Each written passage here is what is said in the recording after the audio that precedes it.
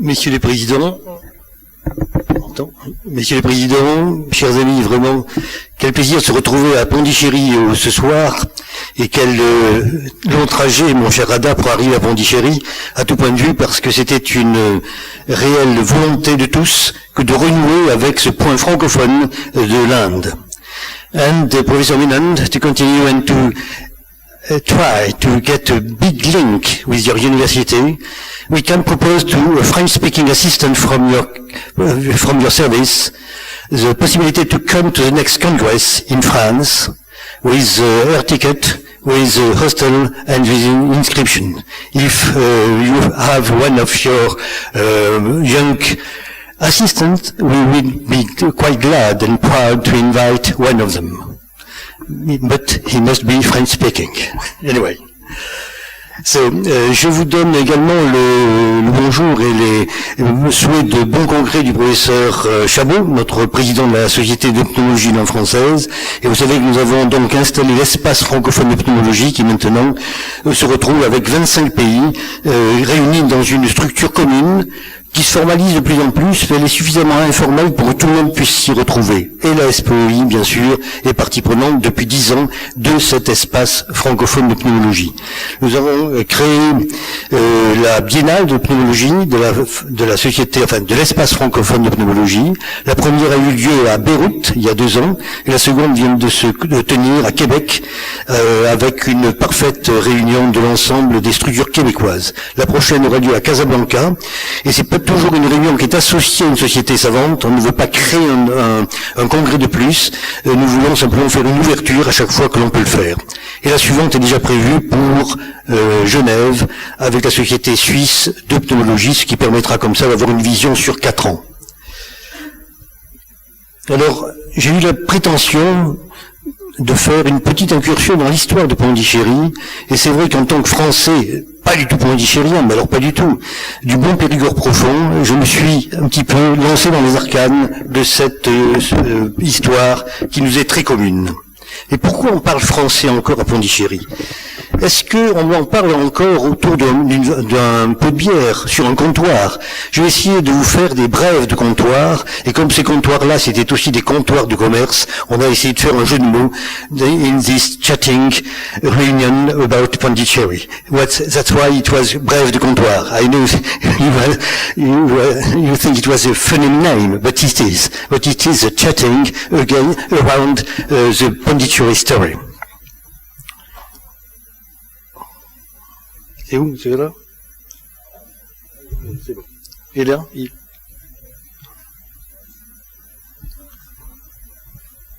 Celui-là tourne pas, là? Il va venir.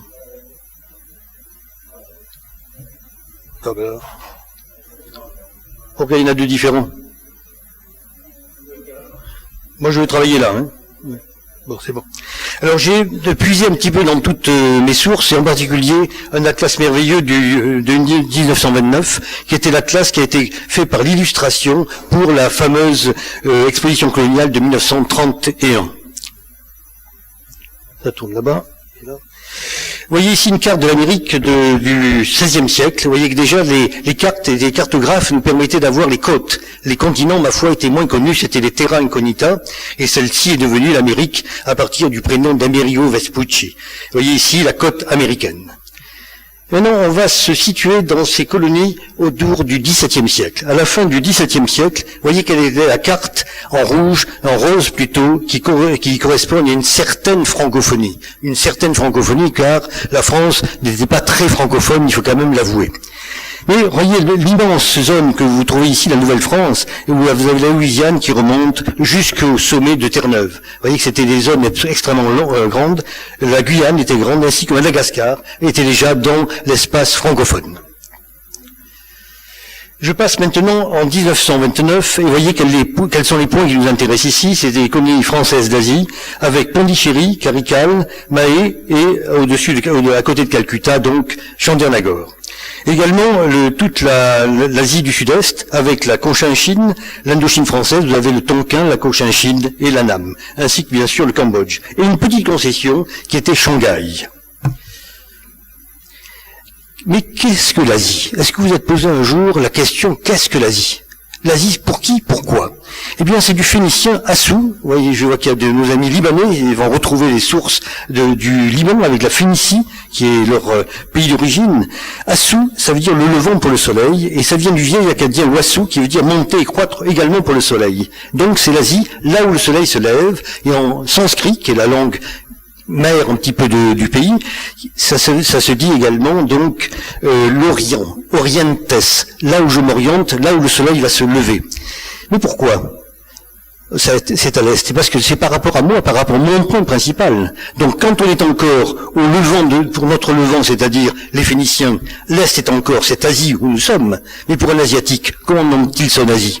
Je me pose toujours la question. Il faut bien avoir un épicentre pour dire où est l'est et où est l'ouest. Donc l'Asie, c'est là où le soleil se lève. En 1929, quelle était la situation géopolitique? L'Inde anglaise, c'était l'Hindustan, c'était 3000 km de côte, près de 4 millions de kilomètres carrés, 316 millions d'habitants à cette époque déjà. Je vous rappelle qu'il y a 2000 ans sur Terre, on était 200 millions, il y a 50 ans, on était 3 milliards, et maintenant on est 7 milliards, cherchez l'erreur. Sans si longue, et du côté français, on avait toute petite présence, 515 km carrés, 5 établissements et plusieurs loges, on va en parler, et quasiment 300 000 habitants, dont simplement 1 millier de Français dits métropolitains. Voilà la carte de l'Inde, et on va se balader sur cette péninsule du continent indien, du sud-continent indien, avec, vous voyez, Bombay, vous voyez également Mahé, je ne sais pas, il y a une flèche là, à gauche. Entre les deux, c'est là que je vais me planter. Voilà ici donc Bombay, on va revoir après Surat, on va les revoir. Ensuite Mahé, Pondichéry, Karikal, Yanaon, et ici Chandernagore. L'établissement français en Inde, c'était donc la ville de Chandernagore, sur les rives de l'Ougli, c'est donc dans les terres. Sur le golfe du Bengale, c'est la ville de Yanaon, avec ses aldées, c'est le nom local, tamoul, pour dire les villages qui sont rattachés. Ainsi que sur la côte de Coromandel, les deux villes de Pondichéry et Karikal qui ont toujours été associées, commune et Manaon, ça veut dire des districts qui sont rattachés. Et sur la mer de Man, on avait sur la côte Malabar, la ville de Mahé, ainsi que ses aldées, donc ces villages rattachés.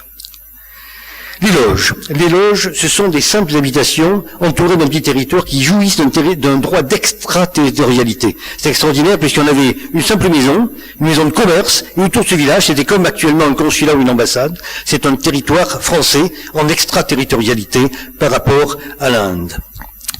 Il y en avait un qui était plus important, c'était au sud, 100 km au sud de Yanaon, Mazuli Patam, avec des enclaves anglaises également dans la ville de Calicut, qui est 50 km au sud de Mahé, et dans le Bengale, il y en avait beaucoup plus, avec des noms, Kassim Bazar, Balasore, Dhaka qui est devenue une immense ville, Patna, Jugdia. Les terrains également pouvaient avoir un droit d'extraterritorialité, ce qui est absolument étonnant, et c'est ainsi que ça marchait. Et dans le Gujarat, donc vers le nord-ouest, on avait Surat, Soali, vous voyez l'influence arabe, puisque Surat, c'est les versets du Coran, Surat, ça reprenait le nom. Vous avez même Fatwa un petit peu plus bas, Chapra, je vous les lis pas tous. Tout ça, c'était des terrains ou factoreries, donc des usines qui avaient un droit d'extraterritorialité. Étonnant. Mais voilà, vous voyez en haut, donc, tout ce qui est à côté dans le nord de Bombay, Surat et Swali, Mahé, Calicut, Pondichéry, Yanaon, Mazilipatam, et autour de Calcutta, on va revoir un nombre impressionnant de factoreries et de loges. Nous y voilà. Alors regardez sur cette carte, c'est très intéressant, c'est la carte donc de 1929. Vous voyez ici donc Chandernagore, qui est la ville principale, et dès que vous voyez T, c'est un terrain qui a un droit d'extraterritorialité. Les, L, c'est une loge et donc une maison, où également on avait un droit comme une ambassade d'extraterritorialité. Vous voyez un petit peu, tous ces villages-là, toutes ces petites villes, étaient en extraterritorialité, mais non, ils ne se jouxtent absolument pas. C'est ça qui est extraordinaire, c'est que lorsqu'il a fallu faire des accords internationaux après pour revenir dans l'Inde ou pas, on verra comment pour d'autres, par exemple pour Pondichéry, et comme ça il y a des zones qui sont anglophones et des zones plus ou moins francophones. Chandranagore. Bref d'un comptoir, Chandra, qu'est-ce que c'est? C'est la lune, par analogie à la position de la ville sur la courbe du Gange en croissant. Le croissant de lune, Chandra. Mais ça peut être également une autre origine étymologique, le Chadan, c'est-à-dire le santal, puisque c'est là qu'on commerçait le bois de santal. Et l'association avec la ville qui se dit dans la langue locale Nagar, donc Chandranagore, soit la ville de la lune, soit la ville du santal. Mais il y a une autre étymologie intéressante, c'est Pharasi, c'est Pharas Danga, c'est-à-dire Pharasi qui voulait dire donc français, et Danga la terre des Français. Déjà, puis c'était une des premières terres où les Français étaient venus, on était dans une ville qui était qualifiée en langue locale de terre française. L'Inde. Est-ce qu'on s'est posé la question d'où vient ce mot? Ben, c'est l'Indus, tout simplement. Le fameux Indus, qui en hindi se dit l'Indi, tout simplement, en vieux persan, l'Indi, et ça a donné le nom d'Inde que vous voyez en bas. Avec 7 fleuves sacrés, l'Indus fait partie des 7 fleuves sacrés bien connus, le Gange, la Yamuna, le Sarasvati, qui est un fleuve de l'Antiquité qui a probablement existé, donc l'Indus qui a donné le nom à l'Inde, qui va se jeter sur un extraordinaire delta de 200 km, autour de Karachi, la Godavari et une rivière très précieuse pour notre président Radha, la Kaveri. Puisque je pense que la famille était très liée à cette rivière Kaveri. Donc je tenais à honorer la famille de Radha à ce moment-là. Les établissements français, bref d'histoire. 15e siècle, comptoir portugais et anglais qui s'installaient autour de cette côte d'Inde. 16e siècle, les frères Parmentier, rien à voir avec le Hachis Parmentier. Hachis Parmentier, Antoine de Parmentier, c'était un apothicaire, on était du temps de Louis XVI, et c'est lui qui a associé la pomme de terre avec la viande pour nourrir le peuple. Mais ça n'a rien à voir, c'était un apothicaire d'ailleurs, médecin militaire, Pierre Lay. Et Jean et Raoul Parmentier, c'est intéressant, parce que c'était deux navigateurs français qui ont été les premiers à croiser le cap de Bonne-Espérance donc au décours de la moitié du XVIe siècle, et ils étaient d'origine diepoise. Mal leur a fait parce qu'ils sont morts tous les deux dans le cours de ce voyage en 1529. En 1604, sous Henri IV, il va y avoir une première création d'une première compagnie commerciale. Et c'est en 1642 que se crée la Compagnie des Indes, fondée par Colbert sous Richelieu. Premier comptoir en Inde français, c'est Surat en 1668, puis Pondichéry donc en 1673. Fondé par le fameux agent Martin, dont voici la plaque dans la ville, François Martin, plaque d'une rue dans le vieux quartier français. Et en 1701, dès 1701, Pondichéry devient la capitale des établissements français de l'Inde. En 1696, Chandranagore va être cédé par le Grand Moghol à la France et donc va devenir territoire en extraterritorialité française. 1701, Calicut, qui après va redevenir anglaise. Il y a souvent un réu des Français, Anglais, ainsi que le signalait le professeur Menon. Pondichéry, au XVIIIe siècle, voilà ce que c'était. Et on retrouve le plan tout à fait rectangulaire que l'on a vu, que l'on visite dans la vieille ville. Voici donc à l'orée du XVIIIe siècle. Et si on continue l'histoire de ces établissements français, on va se retrouver en 1726 avec la prise de Mayala par Bertrand François Maille de la Bourdonnais, que connaissent bien nos amis de l'île Maurice, puisque François Maille de la Bourdonnais, c'était le gouverneur des Mascareignes, on va le revoir. Mayali, en langue locale, c'est l'embouchure de la fièvre de la rivière Noire. Et bien sûr, Maé ayant pris la ville, ça devient Maé. Vous voyez dans l'illustration de 1929 comment les territoires sont entremêlés. Tout ce qui est rose, c'est français, même avec un espace ici, avec Maé ici, et des loges qui sont les limites des concessions françaises. Vous voyez ce mélange extraordinaire de frontières. La Compagnie française pour le commerce des Indes orientales, sans lequel il n'y aurait jamais eu tout ce qui s'est passé sur ces deux côtes, Malabar et la côte est de l'Inde, c'était cette fameuse compagnie fondée par Colbert en 1664 à Lorient et qui a fini ses activités juste après la Révolution française en 1795. Les objectifs sont clairs, c'est du commerce mais avec monopole. Et c'est pour ça qu'elle s'est effondrée après, parce qu'on ne peut jamais vivre avec un monopole définitif. Et donc en 1795, essentiellement pour ça, cela s'est effondré. C'est également un objectif de politique de commerce international avec une concurrence totale pour les produits anglais, contre les produits anglais et hollandais. Et sur le plan politique, et ça c'est une idée vraiment de Richelieu, développement de la marine nationale et présence française sur les mers. L'autre élément très richelien, si je peux dire, c'est la culture et la religion, propagation de la civilisation française et évangélisation des païens. Voilà quelle était la côte indienne pendant 3 siècles de lutte de comptoir. Vous voyez que tout le monde est passé par là. C'est une côte qui a été extrêmement prisée par les gens. Ce qu'il faut savoir, c'est qu'il y avait plus de 500 petits royaumes, 550 petits royaumes, et tout le monde voulait un petit peu son contact. D'où cette politique des comptoirs, que l'on a bien connue d'ailleurs sur la côte ouest africaine, jusqu'en Namibie. Et regardez les drapeaux, qu'ils soient portugais, qu'ils soient anglais, qu'ils soient français, qu'ils soient néerlandais, et même danois. Les établissements français de l'Inde, on va continuer ces brèves d'histoire avec le premier gouverneur Dumas, qui avait une politique de négociation avec les nababs, avec les rajas, pour obtenir des concessions auprès de la Compagnie des Indes, dont il était finalement le correspondant. C'est ainsi qu'en 1739, Carical va être cédé par le nabab Trichinopoly, et en 1742, le gouverneur Jean-François Dupleix aura une vision complète sur l'Inde, une vision très très précise. Il voudrait que cette presqu'île, cet immense subcontinent devienne français. Donc politique d'alliance avec les princes, lutte contre les Anglais, qui possédaient les comptoirs, les grands comptoirs de Bombay, Madras et Calcutta, organisation d'une armée française renforcée avec des éléments indigènes, les fameux Sipais. Mais en 1746, son comparse, si je peux dire, son concurrent sur les Mascareignes. Les Mascareignes, c'est l'île de France, c'est-à-dire l'île Maurice actuelle, l'île Bourbon, c'est-à-dire la Réunion actuellement, et Rodrigue. Il est venu donner main forte à Dupleix, et il a conquis Madras. Mais à Madras, le sort de Madras s'est joué certes, mais le sort également de la Bourdonnais aussi. Puisque les Anglais ont voulu récupérer leur comptoir, et pour ce faire, ils ont voulu payer. Comme la Bourdonnais était quelqu'un plutôt de corsaire, plutôt qu'un gestionnaire, gouverneur politique, il avait accepté l'idée de recevoir de l'argent pour le prix de la capitulation.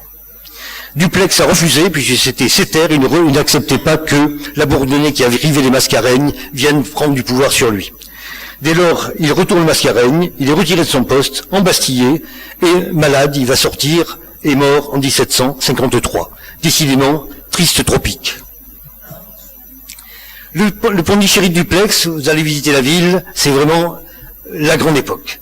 Dans les grandes époques françaises, 1750 ici, vous voyez la carte est tout à fait précise, avec le fort Vauban qui centre complètement la ville, avec sa défense, l'ensemble des murailles, toujours à la Vauban, ainsi que le palais du gouverneur, qui est toujours le même actuellement, qui est le palais du gouvernement. Le marquis Jean-François Dupleix, lui, il a donc eu sa grande période de gestionnaire de la ville de 1697 à 1763, non ça c'est sa date de naissance et date de mort, pardon. Par contre, il a subi le fameux siège de Pondichéry par l'amiral anglais Boscawen, et là, il aurait dû perdre, puisque vous aviez 30 navires, plus les troupes indigènes d'un côté, et 1500 Français et 2000 Sipais de l'autre. Il a réussi à gagner. Mais la politique n'est pas toujours la politique des militaires. Ce même jour, Louis XV, le 18 octobre 1748, va signer le fameux traité d'Aix-la-Chapelle, qui met fin à la guerre de 8 ans de la succession d'Autriche. Et là, il va y avoir dans ce traité un échange obligatoire et réciproque des conquêtes faites par les Anglais d'un côté et par les Français de l'autre, en Inde et au Canada. Louis XV disait qu'il voulait faire la paix en roi et non en marchand. Donc cette compagnie des Indes ne lui plaisait pas beaucoup. Vous avez à droite un facsimilé du traité, et c'est ainsi que la France va restituer à l'Angleterre, en Nouvelle-France, Louisbourg, en Acadie, qui était un fort constitué, qui était la défense même de la Nouvelle-France, et Madras, qu'on est juste de prendre. Politique oblige. Et ensuite, et ça c'est un trait de l'histoire, un petit nouveau sur le chic international, c'était le roi de Prusse, a réussi à récupérer le duché de Silésie, et c'est pour ça que les Français disaient, on s'est battu pour le roi de Prusse. Donc ça vient de ce traité-là. Est-ce que vous vous êtes posé la question, qu'est-ce qu'un Sipai? Un Sipai, c'est en fait une translittération en anglais et en langue locale, en tamoul, de Sipai. Un Sipai, c'était ce mot d'origine persane qui veut dire aspa le cheval, et c'est par une armée de chevalerie, donc une cavalerie. Et après, on a utilisé ce terme en français pour parler et nommer toutes les troupes coloniales et toutes les cavaleries coloniales. Ça a été repris en anglais sous forme de Sipahi ou Sepoy dans l'Empire britannique, et pour ça, vous trouvez toujours tous les troupes dites post-coloniales qui n'étaient pas des métropoles respectives anglaises ou françaises, les Sepoy ou les Sipahi. C'était en fait les Sipahi. Du temps du gouvernorat de Duplex, voilà les dates du fameux gouvernorat, 1742-1754, avec l'appui de son lieutenant Bussy, vous allez voir deux Bussy partout dans la ville, et son épouse créole qui est devenue la Begum Diane, parce qu'elle était très au fait de la géopolitique. Et ce Duplex devient nabab du Carnatic, protecteur de l'Arco, du Décan, commande de l'écorte de Malabar, du Coromandel, des Sircars et de l'Orissa. Quasiment, il avait créé l'empire français en Inde. 30 millions d'habitants, 800 kilomètres de côte pour le commerce. Vous avez vu, après la peau de chagrin qu'on a vu en tout début, avec les 300 000 habitants. C'est une division politique, très politique, mais qui était contraire aux intérêts marchands immédiats de la Compagnie des Indes. Et en 1754, il se fait rappeler à Paris par les politiques, certes, mais sous la pression de la Compagnie, et il va mourir dans la misère quelques 10 ans après. Triste tropique. 10 ans après, mais juste une année avant, c'est le fameux traité de Paris du 10 février 1763. Et là, c'est le pivot géopolitique pour toute la région, et je dirais presque pour toutes les régions, avant l'arrivée du 19e siècle. C'est la fin du 18e. Le casus belli de cette guerre-là de 7 ans, qui a fait 1 million de morts, on oublie cette guerre. C'était l'attaque de Frédéric II, donc le roi de Prusse, l'empereur, sur la Saxe. Premier conflit mondial, on peut dire, avant même la Première Guerre mondiale, dite mondiale, puisque le conflit s'est porté en Europe, dans les Indes et en Amérique. Et à l'issue de ce traité de Paris du 10 février 1763, la France va céder son empire des Indes à l'Angleterre. Vous avez vu tout ce qu'avait fait Duplex. Tout ça, ça va être donné à l'Angleterre. Et c'est depuis cette époque qu'on va garder Pondichéry, Karikal, Mahé, Yanao et Chandernagore. En Afrique, la France va garder l'île de Gorée. C'était le port l'île qui est juste en face de Dakar, qui était le port pour l'envoi des esclaves de l'autre côté vers l'Amérique. Et en Amérique, et c'est ça peut-être le plus important aussi, avec les Indes, la France va céder l'île Royale, l'île Saint-Jean, l'Acadie et tout le Canada. Vous avez vu l'immense zone. Et le Sud a été donné à l'Espagne. Le monde, dès cette date-là, on peut dire, devait devenir anglophone dès 1763. Karikal, on vient d'en parler, en fait c'est une très vieille ville qui date du IIe siècle, avec le souverain Chola, ou Kola, ça dépend comment on le prononce, qui a donné son nom de Karikala à Karikal. C'est dans le delta du Kaveri, c'est à 114 km au sud de Pondichéry, et c'est sur la fameuse côte de Coromandel, et là vous avez l'étymologie du Coromandel, c'est ni plus ni moins la francisation de Kola de Mandalum, c'est-à-dire le pays des Kolas. Donc Coromandel, c'est une francisation de l'appellation locale.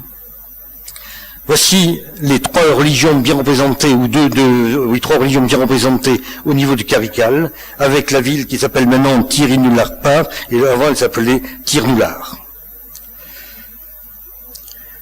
Yanao, bref, d'un comptoir très particulier, puisque son cadeau, c'est un cadeau donné par Asaph d'Adalois au marquis de Bussy, pour son aide à la prise du pouvoir en haut dans le Décan. Il lui a donné ça. Et donc, Yanao, ça veut dire simplement l'Inan, ou le cadeau de Bussy. Yanao veut dire donc, Inan veut dire le cadeau. Voilà deux petites vues sur Yanao. Pondichéry, la grande époque, c'est 1761. Mais 1761, juste après, les Anglais vont prendre la ville et vont entièrement la raser. Voici une vue qui a été faite pour la promotion de la Compagnie des Indes et pour essayer d'attirer des investisseurs. Les Anglais passent, eh bien, ce qui a été fait à Madras par les Français a été fait par les Anglais à Pondichéry. Voilà l'état de la ville après le bombardement et l'anéantissement complet de la ville en 1762. Autrement dit, tout ce que vous voyez actuellement, c'est à partir de 1763. On va égrainer maintenant les dernières dates qui nous rapprochent du XXIe siècle de maintenant. 1946, les établissements français de l'Inde deviennent un territoire d'outre-mer au sein de l'Union française. Donc on est après la guerre, on est en train de tout créer, les dom-toms, et là c'est un établissement français, territoire d'outre-mer. En 47, l'Inde devient indépendante. Il y a un doublon, pardon. Et là, il y a un début de processus de rattachement à l'Union indienne de ces États-là. Voilà ce qu'était l'Inde en 1947. Vous voyez encore les zones qui sont portugaises, françaises, anglaises même pour les Maldives en bas, Et vous voyez encore des zones qui vont donc être rattachées à l'Inde, à l'Union indienne, dans les années qui suivent.